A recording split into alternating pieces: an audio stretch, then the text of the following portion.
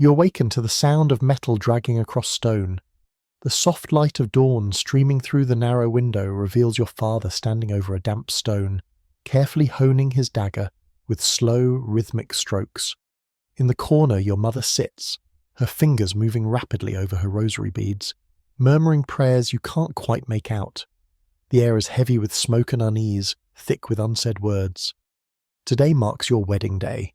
You're 12 years old. The silk dress your mother has crafted hangs from a wooden hook like a death shroud. Its rich blue colour, dyed with the rare indigo that cost your family 3 months' worth of grain, symbolises everything you're about to lose. Your childhood, your identity, your body and your autonomy. In mere hours you'll be led to the altar, not as a bride but as an object, a living contract bound by flesh and blood, uniting two families in a pact that has nothing to do with love and everything to do with survival. This is not the kind of marriage you see in fairy tales or modern love stories. This is marriage as it was throughout most of human history, a brutal exchange where women were treated as currency, children were pawns in political games, and death was often the only escape from a union that began with violence and ended with a grave. Before we delve into these forgotten tales of survival and hardship, if you enjoy uncovering hidden truths about history, please hit the like button and subscribe for more stories like this. And feel free to comment below to share where you're tuning in from. I find it fascinating that we can explore these ancient stories together, from different corners of the world, bound across time and space by our shared curiosity about the past. The marriage contract sprawls across the wooden table like a death sentence, its Latin text dancing in the flickering candlelight. Sir Geoffrey d'Entfort, aged 43, recently widowed, owner of 3 estates and 200 serfs, seeks out a bride. Available, Lady Matilda, aged 11, daughter of Sir William de Clare, dowry of 50 marks of silver, bloodline traced to King Edward.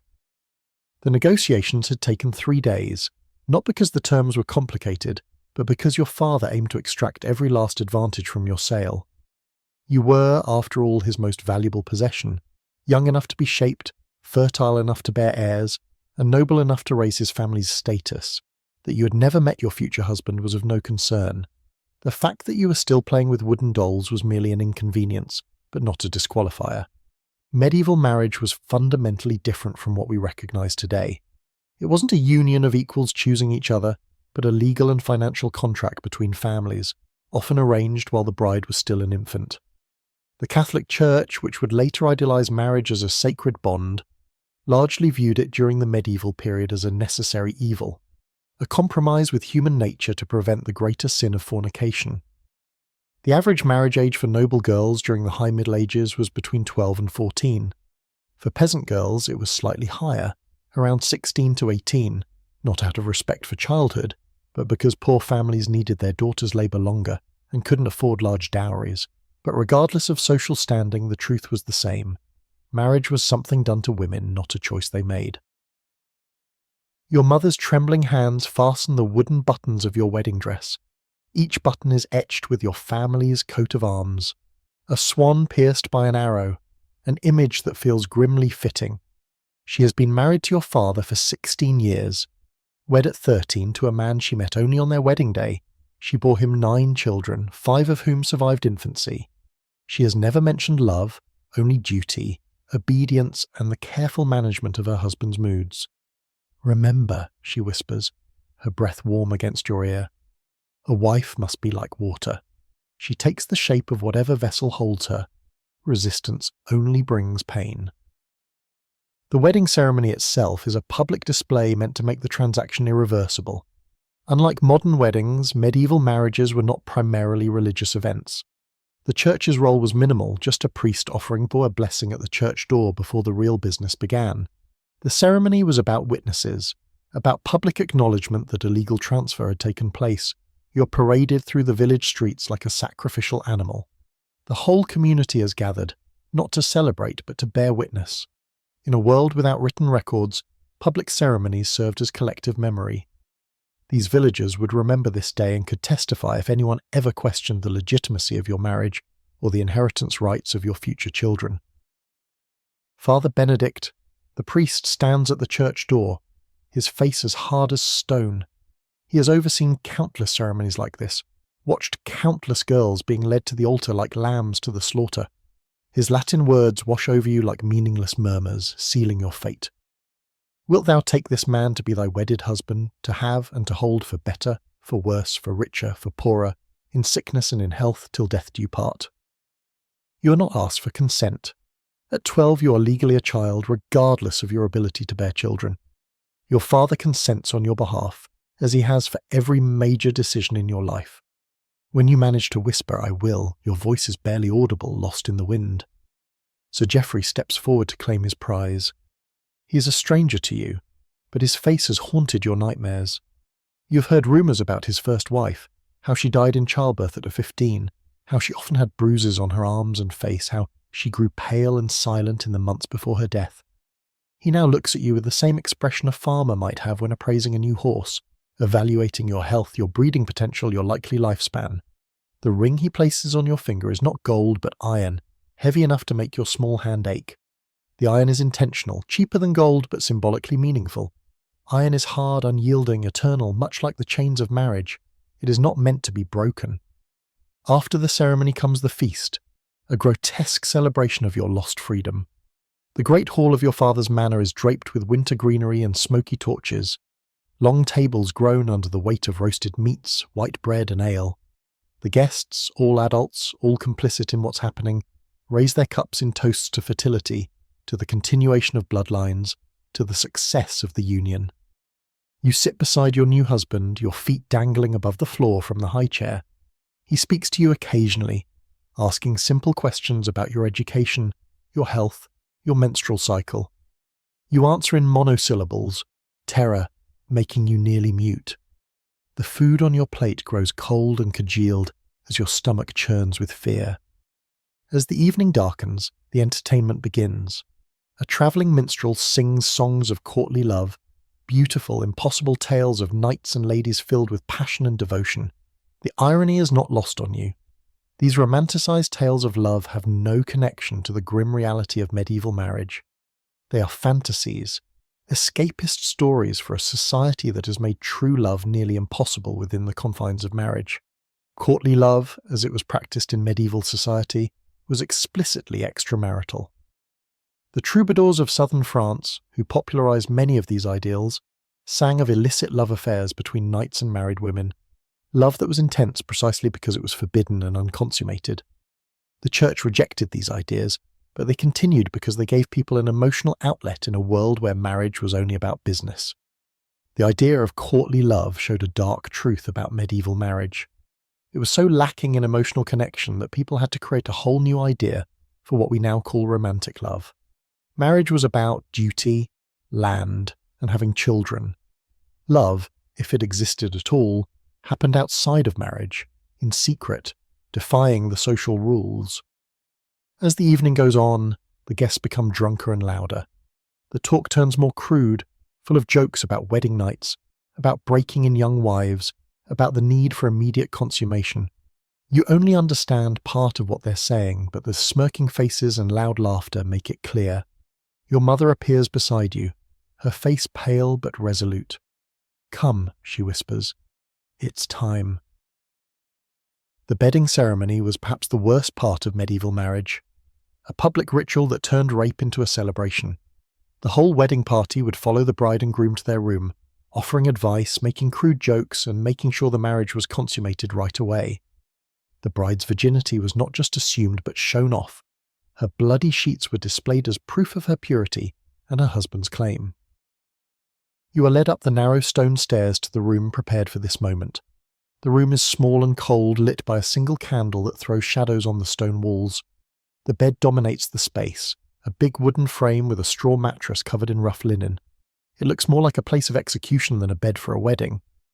The women from the wedding party undress you quickly, their hands impersonal and businesslike. Your wedding dress is folded and set aside to be kept as a family heirloom. Your shift is thin and see-through, offering no protection from the cold or the eyes of the gathered crowd. Sir Geoffrey enters with the men already half undressed. He is drunk, which might be a blessing. Drunk men sometimes fall asleep before finishing what they're supposed to do, but tonight he seems focused, alert, ready to claim what he believes he has bought.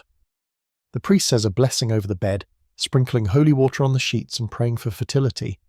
The crowd moves closer, offering advice, jokes, and encouragement. Some of the men make crude gestures, acting out what's about to happen.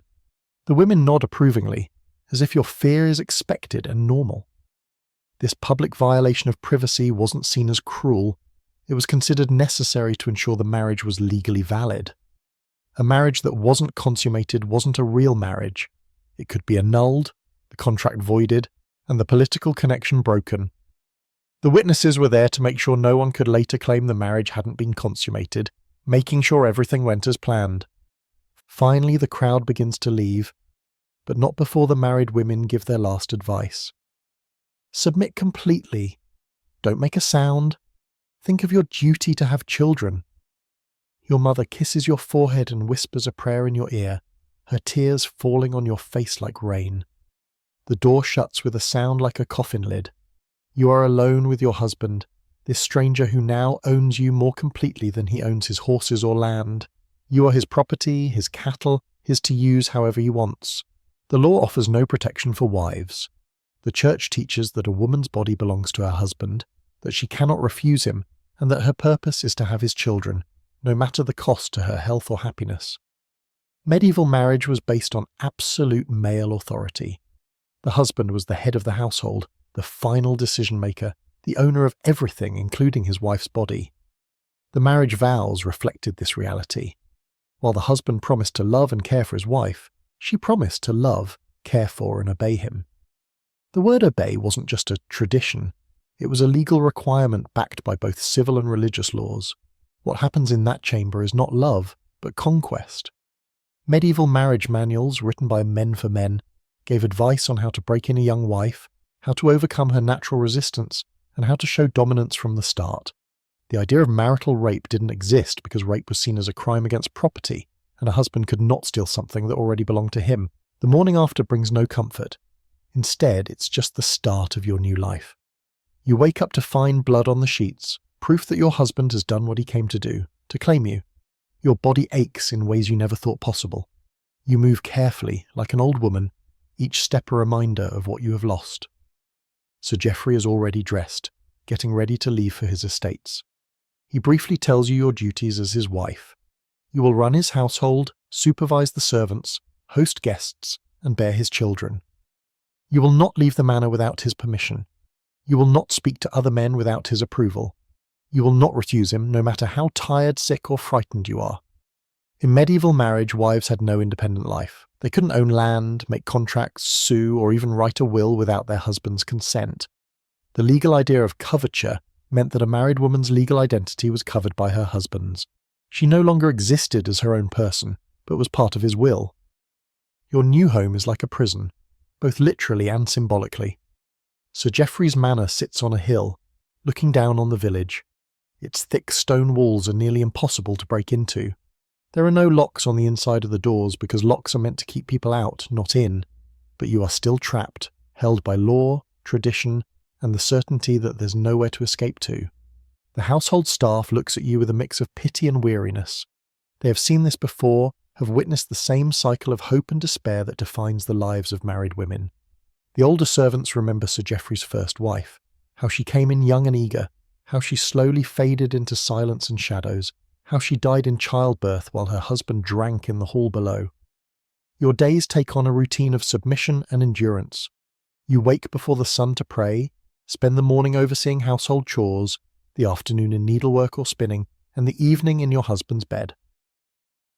There is no privacy, no time for yourself, no moment when you truly belong to yourself.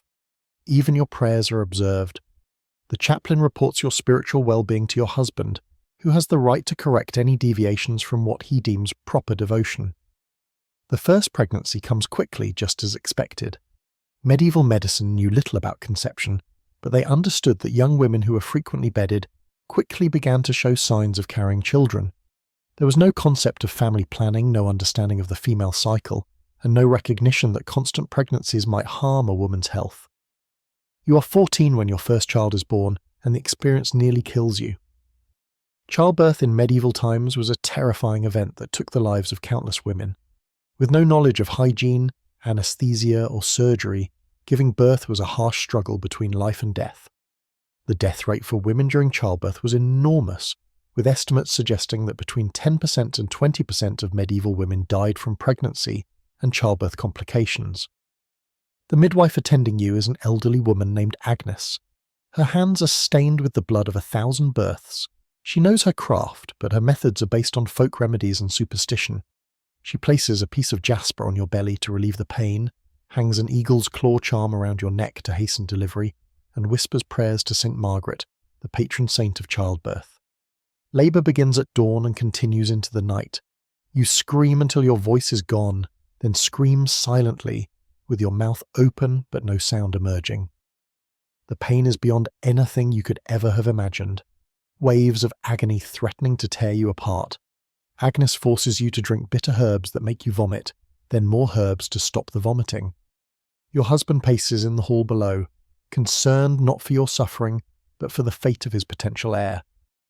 When the baby finally arrives, it's a girl. The disappointment in the room is obvious. A daughter holds some value. She can eventually be married off to strengthen another political alliance, but she is not the son every medieval husband demands. Sir Geoffrey's reaction is one of cold fury. He doesn't hold the child, doesn't ask about her health, doesn't check on you. He simply leaves the room, already planning for the next pregnancy in hopes it will produce a male heir. You name the baby Eleanor, after your grandmother, though you know the name may change if your husband disapproves. In medieval society, fathers had absolute control over their children's names, education, and futures. The bond between mother and child, while emotionally strong, had no legal standing. Children belonged to their fathers just as wives belonged to their husbands. The recovery from childbirth is slow and painful. Your already small, underdeveloped body has been damaged by the trauma of birth. You develop a fever that lasts for weeks, leaving you weak and delirious. Agnes treats you with more herbs and charms, but medieval medicine doesn't understand infection or the importance of rest for recovery. Your husband shows no patience for your weakness. Within 2 months of Eleanor's birth, he demands his conjugal rights again. You try to explain that you're not ready, that your body needs time to heal, but such concerns are irrelevant in medieval marriage. A wife's body belonged to her husband, and he had the right to use it regardless of her health or comfort. The cycle begins again, another pregnancy, another painful birth, another daughter, and then another.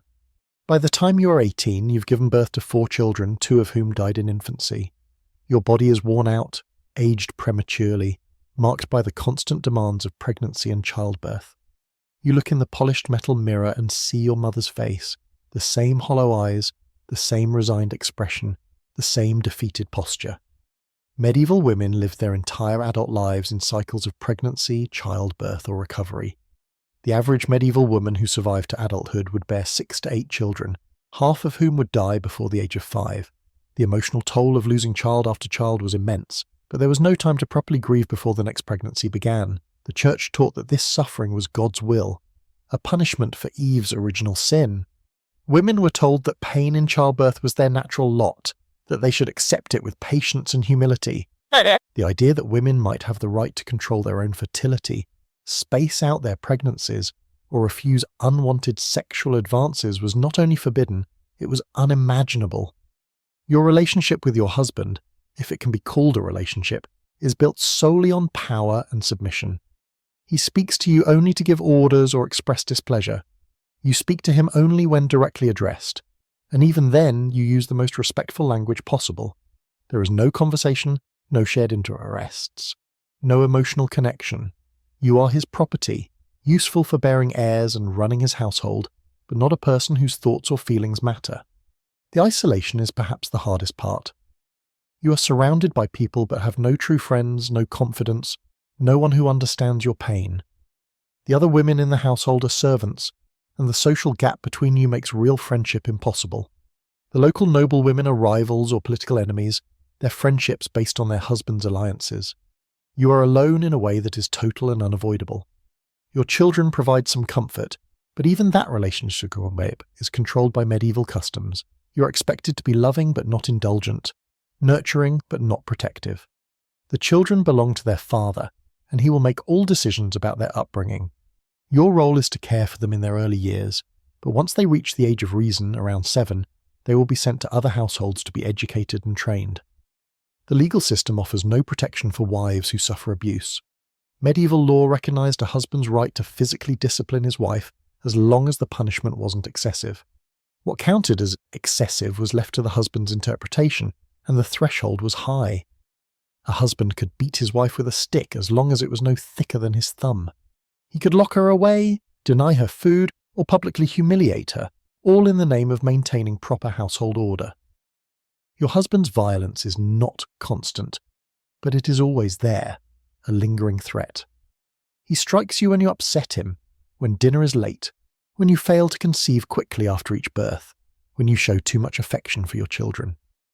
The servants pretend not to notice the bruises, or the way you flinch when he raises his hand, the careful way you move around him, like an animal that has been beaten. The church, which could have given some comfort, only adds more oppression. You are required to confess your sins regularly, but the priest cares more about your failures as a wife than your suffering as a person. Have you been obedient? Have you willingly submitted to your husband's demands? Have you kept your thoughts pure and your behaviour modest? Your pain is not something to be forgiven, but a trial to endure. Medieval Christianity taught that women were inherently weak, sinful and dangerous. They were seen as the daughters of Eve, cursed with the responsibility for mankind's fall from grace. The only way to salvation was through submission to male authority and the patient acceptance of suffering. The idea of women as individuals with rights, needs, and desires was foreign to medieval religious beliefs. The years pass in a blur of pregnancies, childbirth, and loss. You bear 9 children in total, 5 of whom survive to adulthood. Each birth is harder than the last, each recovery more prolonged and difficult. Your body, small and fragile to begin with, becomes gaunt and worn. You lose teeth, experience chronic pain, and suffer from what we now recognise as severe depression. By 25, you are already considered an old woman.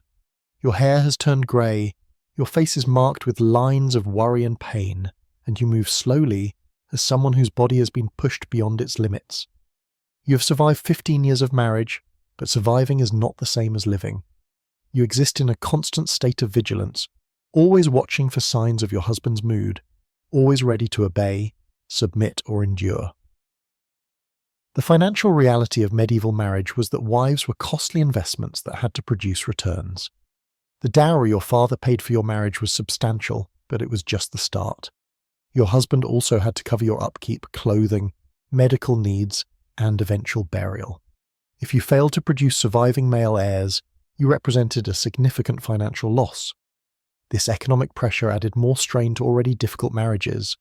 Wives who couldn't conceive, who only had daughters, or who suffered repeated miscarriages were often blamed for their husband's financial troubles. The common solution was to seek an annulment and try again with a younger, hopefully more fertile wife. Annulment was technically possible in medieval marriage, but it was expensive, complicated, and often biased against women. The most common grounds were consanguinity, being too closely related, impotence, or non-consummation. Proving these claims required testimony from multiple witnesses and often involved invasive physical examinations. Women who sought annulments were frequently accused of adultery, witchcraft, or other crimes that carried severe punishments. Your husband never seeks annulment, perhaps because you have given him enough children to satisfy him, or perhaps because the cost and scandal are not worth the potential benefits, but you live in constant fear that he may change his mind, that you might be cast aside like an old tool and replaced with someone younger and more fertile. The fear of abandonment is only matched by the fear of death. Medieval women faced death at every turn, from childbirth, disease, violence, or the simple wear and tear of a life lived without proper nutrition or medical care. The average life expectancy for women was much lower than for men, mostly due to the dangers of repeated childbirth.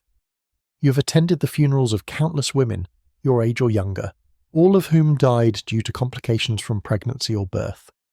Each funeral serves as a reminder of your own mortality, a preview of the fate that will likely befall you. You pray for a quick death, for release from the endless cycle of pain and submission, but you also fear leaving your children motherless in a world that shows little mercy to the powerless. The psychological toll of medieval marriage was devastating in ways that are hard to fully understand. Modern people, even those who have experienced abuse, cannot easily imagine the complete helplessness of medieval wives. There was no divorce, no legal protection, no social services, no escape. Women who fled their husbands were hunted down and returned, often to face severe punishment. Suicide was seen as a mortal sin, condemning the soul to eternal damnation. The result was a kind of learned helplessness that seeped into every aspect of a woman's life. Medieval wives were taught to suppress their own desires, opinions, and even survival instincts in favour of total submission to male authority. They were trained from childhood to view their own suffering as normal, even virtuous, and to find satisfaction only in serving others. Your daughters represent both hope and despair. You love them fiercely, but you also know what fate awaits them. Eleanor, now 11, is already being considered for marriage. Negotiations have started, the dowry is being prepared, and soon she will face the same terror and violation that marked your own wedding day. You wish to protect her, to warn her, to somehow prepare her for what is coming. But you also know that preparing her could be seen as defying God's will. The continuation of the cycle is perhaps the cruelest aspect of medieval marriage. Each generation of women raises daughters who will endure the same fate, suffer the same abuse, and die the same deaths. There is no progress, no improvement, no hope that future generations might live better lives.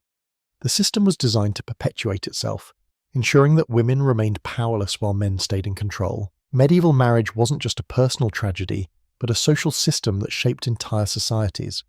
The subjugation of women was not an accidental byproduct of medieval life, but a key principle that affected everything from politics to religion to economics. Women's unpaid labour in managing the household, raising children, and textile production was vital to the medieval economy, but it was invisible and undervalued because it was considered natural and inevitable. The legal framework supporting medieval marriage was detailed and thorough. Canon law, civil law, and local customs all reinforced the same basic principles. Men had authority, women had duties, and families were organised around the production of legitimate heirs. These laws were not just ignored or poorly enforced, they were actively upheld. The rules were not just ignored or poorly enforced, they were upheld by courts, churches, and communities that believed women's submission was necessary for social stability. The idea behind medieval marriage came from religious teachings, old philosophies, and folk beliefs, all of which concluded that women were naturally inferior to men and needed to be controlled, both for their own good and for society's. This was not seen as oppression, but as the natural order, divinely ordained and scientifically proven. Your husband dies when you are 32, killed in a hunting accident, leaving you a widow with 5 surviving children. The news should bring some relief, but instead it fills you with fear. Widows in medieval times faced a tough and uncertain life, legally vulnerable and financially dependent. You have no right to inherit your husband's property. It goes to his male heirs or to his overlord. You can only stay in the household as long as it suits the new owner's needs. The period of mourning is brief. Within weeks of Sir Geoffrey's funeral, men begin approaching you, seeing you as a potential wife. A widow with children and no income is still considered valuable, especially if she's proven fertile. The thought of remarriage fills you with dread, but you have no choice. A woman alone in medieval society is prey to anyone who has the power to exploit her. The negotiation for your second marriage is handled by your late husband's brother, who inherited the estate and wants to get rid of you as quickly as possible. You are older now, worn out by years of childbirth and abuse, but still young enough to bear more children. The dowry is smaller this time. You're no longer a virgin, no longer seen as a promising investment, but there are still men willing to take you. Sir Richard de Eyre is older than your first husband, a widower with grown children, needing a wife to manage his house and his bed. The marriage contract is settled quickly with little ceremony or celebration. This is a business transaction, not a romantic event. You are married in a simple ceremony with few witnesses, then taken to another stone fortress that will become your prison. The second marriage is, if anything, worse than the first. Sir Richard is cruel in ways your first husband was not, taking pleasure in your pain and submission.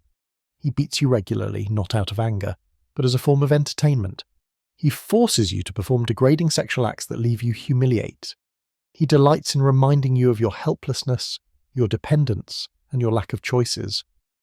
The psychological effects of constant abuse are building up. You develop what we would now recognize as symptoms of severe trauma.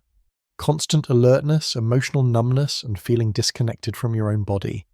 You learn to survive by shutting down, by becoming the empty shell that society expects women to be. Your children from your first marriage are sent away to various homes, placed with others to be raised or trained. You're allowed to see them only with your new husband's permission. The separation pains are unbearable, but you learn to hide your sorrow, as you've learned to hide all your emotions. Weakness is dangerous in a world where power is everything.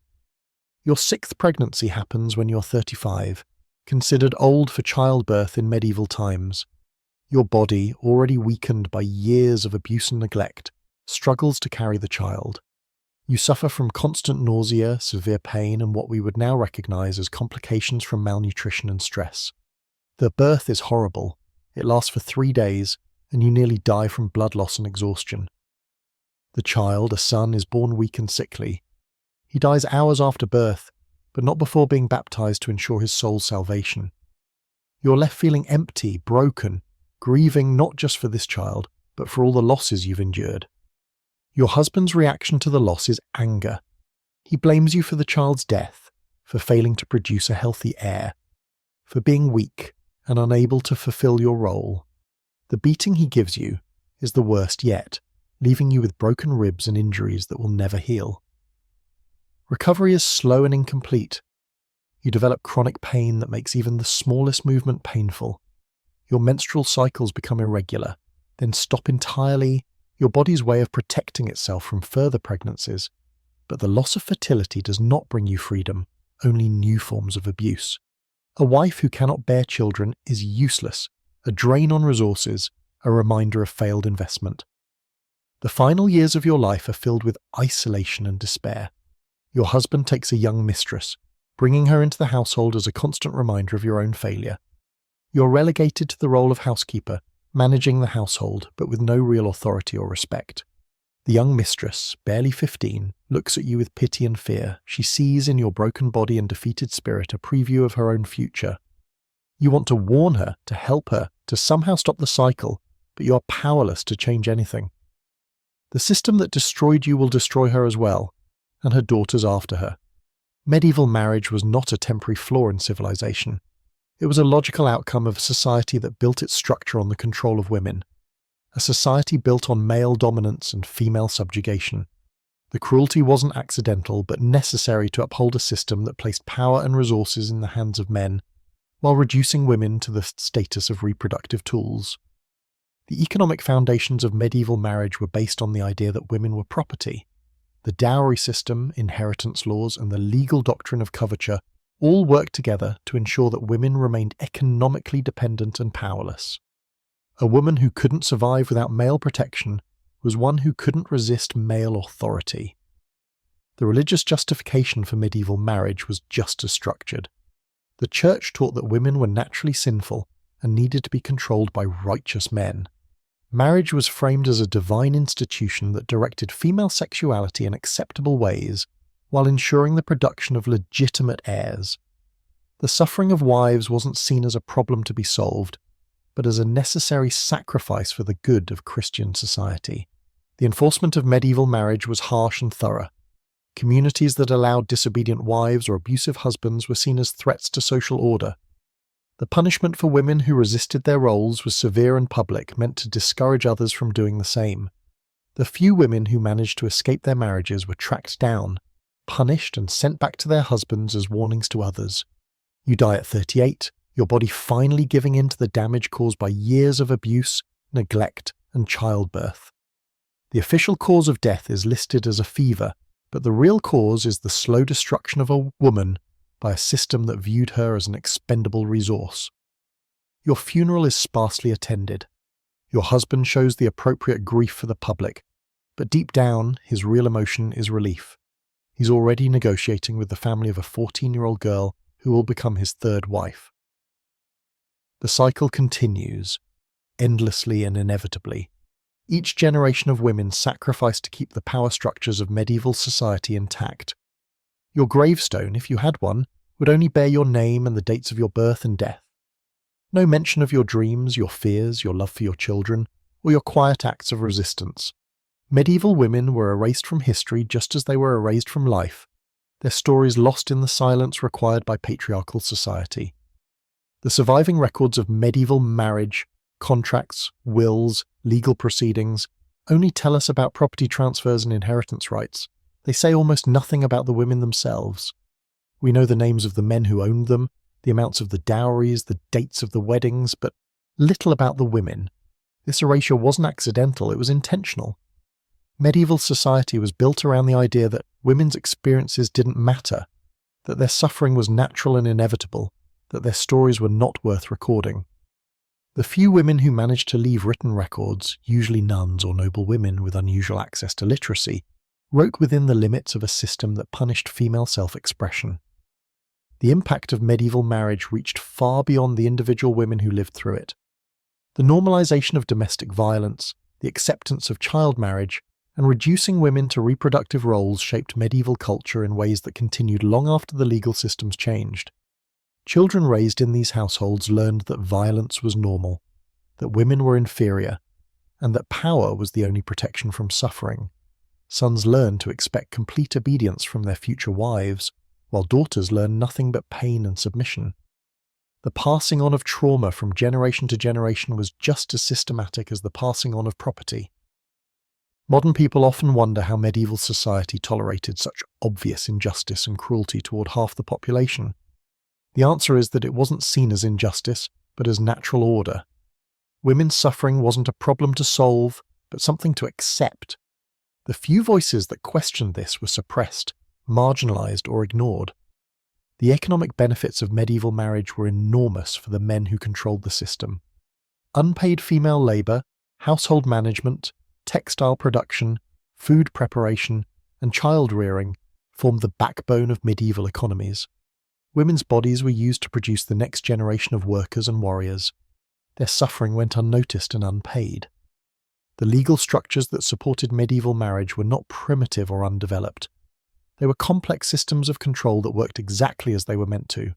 The complexity of dowry negotiations, inheritance laws, and marriage contracts reveals a society that had thought very carefully about how to extract maximum value from women's lives while minimizing their ability to resist or escape. The religious ideology that justified medieval marriage was equally sophisticated. The Church developed detailed arguments for why women's suffering was necessary, why their submission was virtuous, and why their pain was redemptive. These were not casual biases, but carefully constructed belief systems that made cruelty appear as kindness and oppression as protection. The social mechanisms that enforced medieval marriage were comprehensive and effective. Community surveillance, economic dependence, legal helplessness, and physical violence all worked together to keep women trapped in marriages that slowly destroyed them. The few women who managed to escape weren't hunted down by their husbands, but by entire communities that saw female independence as a threat to social order. Your story, like that of millions of other medieval women, ends not with redemption or rescue, but with a quiet death in a world that never recognized your humanity. You lived and died as property. Your value was only measured by your ability to bear heirs and manage a household. Your pain remained invisible. Your dreams do not matter, your death goes unnoticed. But in that very invisibility lies a powerful truth about human strength. Despite everything the medieval world did to crush women's spirits, despite the systematic destruction of their bodies and souls, something vital survived. In the quiet moments between beatings, in the soft touch of a hand on a fevered brow, in the whispered lullabies sung to dying children, women found ways to keep their humanity alive in a system built to erase it. Medieval marriage wasn't a tragic accident of history. It was a deliberate structure, a system designed to turn human beings into property. It succeeded because every institution of medieval society supported it: the church, the law, the economy, the family, the community. It failed only because the women who endured it somehow managed to pass down the memory of what they had lost, along with the hope that their daughters might one day reclaim it. The question that continues to haunt us across the centuries is not how medieval marriage could be so brutal, but how many of its core features still persist today in forms we no longer recognize. Legal subjugation may be gone, but economic dependence remains. The public bedding ceremonies have ended, but private violations continue. The dowry system may have disappeared, but women still bear the primary responsibility for reproduction and child rearing. As you close your eyes for the last time in that cold stone chamber, your breath growing shallow in the flickering candlelight, you carry with you the weight of all the words you never spoke, all the choices you never made, all the dreams you never dared to dream. You're 12 years old again, standing in your father's hall hearing the scrape of metal on stone, watching your mother's fingers work desperately at her rosary beads. The circle completes itself just as it began, with the sound of sharpening steel and the whispered prayers of powerless women. But somewhere in the darkness, barely audible above the wind, is the echo of a different kind of prayer.